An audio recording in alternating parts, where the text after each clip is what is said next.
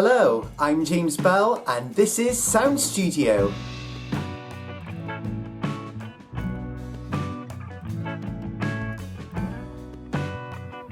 Hello everyone and welcome back to James Bell's channel here on YouTube.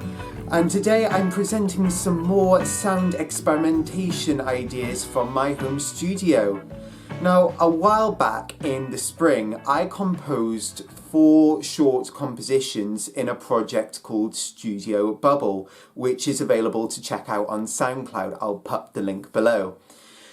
These pieces were quite sketchy. I'd come up with these ideas in a matter of days. They weren't these big songs that I'd worked months and months on. They were just very quick ideas that I'd come up with in a matter of days.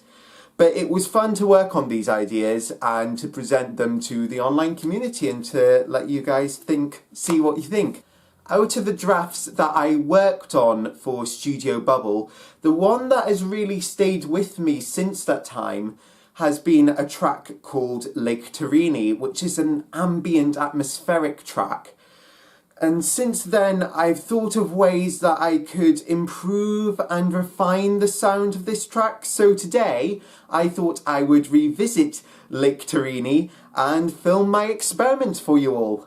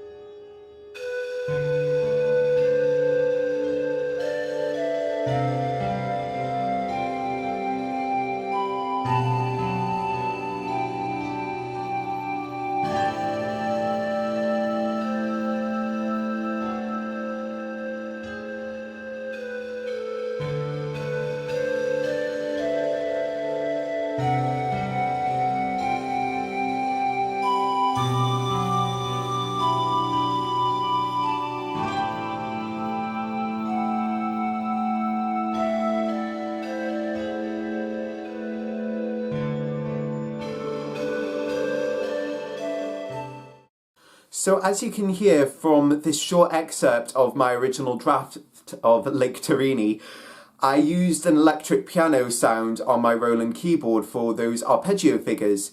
And whilst it does have quite a nice, rich, deep sound, it perhaps doesn't quite set the atmosphere that I wanted to evoke. And I was thinking that a more naturalistic piano sound could provide a better tone for the track, particularly since this part is so prominent. And it reminded me of something that I tried during my composition for the Snow Globes film soundtrack, where I recorded my upright piano into my Akai reel-to-reel recorder before converting it into digital on Ableton Live. And so I want to try something similar today, where I will sample every note within the range of the part, and then record it onto the reel-to-reel and convert it into digital, where I will then make a MIDI instrument. And then I've still got the MIDI information from the original keyboard recording. And Tina's trying to climb the keyboards right now. Hello Tina, she's just in the studio. Don't worry if you're slightly confused, it should make more sense as I go through the process. So, let's get started. So I'm all set up, ready to record. I have my microphone placed over here. It probably needs adjusting a bit. I can see it's moved, but I will adjust that in a second. And I could lift the lid off the piano, open the lid at the top to get the mic even more closer to the hammers and the strings, but for what I want, it's fine as it is because I really cannot be bothered to move all the graduation photos off the top, so I'm just going to leave it. And then I've got it connected. I'll pan the camera around. I've got it connected to my reel-to-reel over there, which I'll start recording in a minute. And the range I'm going for, it's about 3 octaves. The part, so I'll be recording from about A1 to A3. Piano samples, take 1.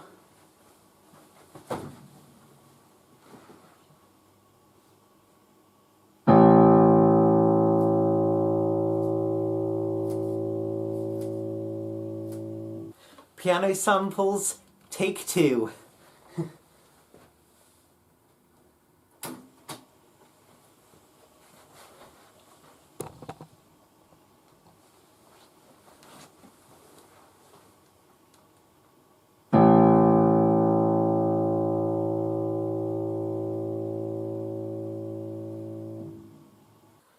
So I've recorded all the notes that I needed from the piano onto the reel-to-reel, and I've converted the recording on the reel-to-reel onto my Ableton Live session, and I've chopped up the notes and made a MIDI instrument which I can now play.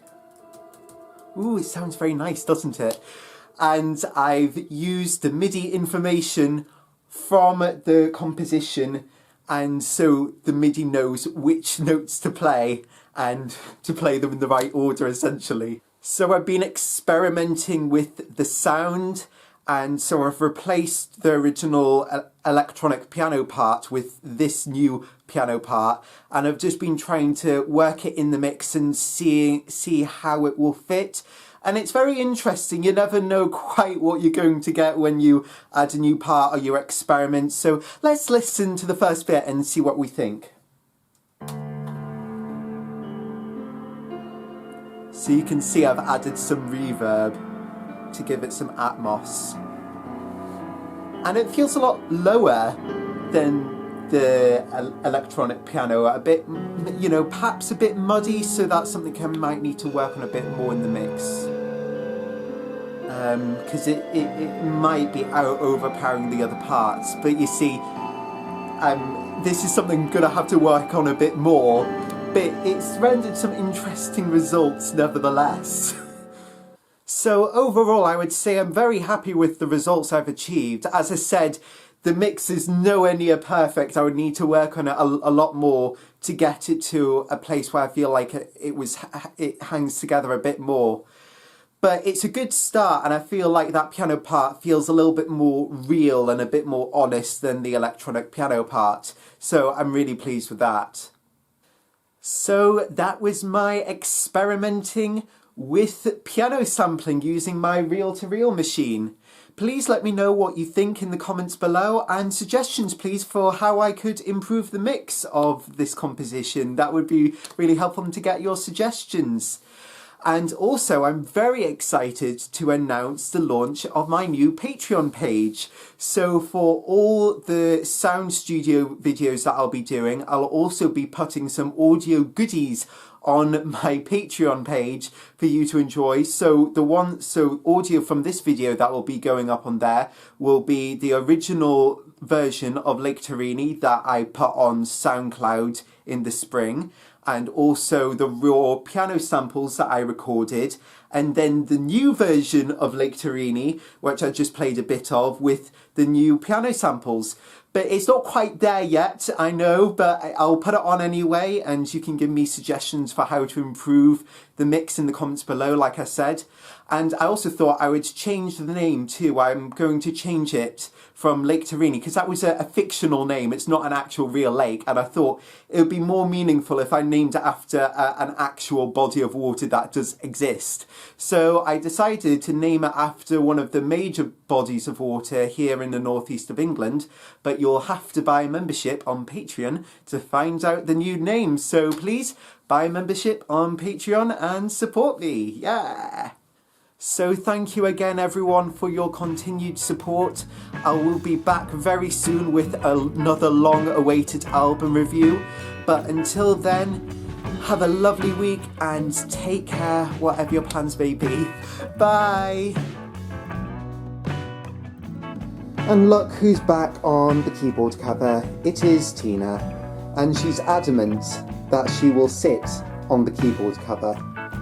So it's better than the keyboard itself, but I don't know how many times I've had to brush it down because it gets covered in cat hair.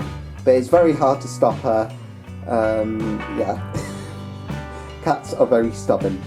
But she's so lovely, and she brightens my day here in the studio, so I can't complain. Oh, Tina.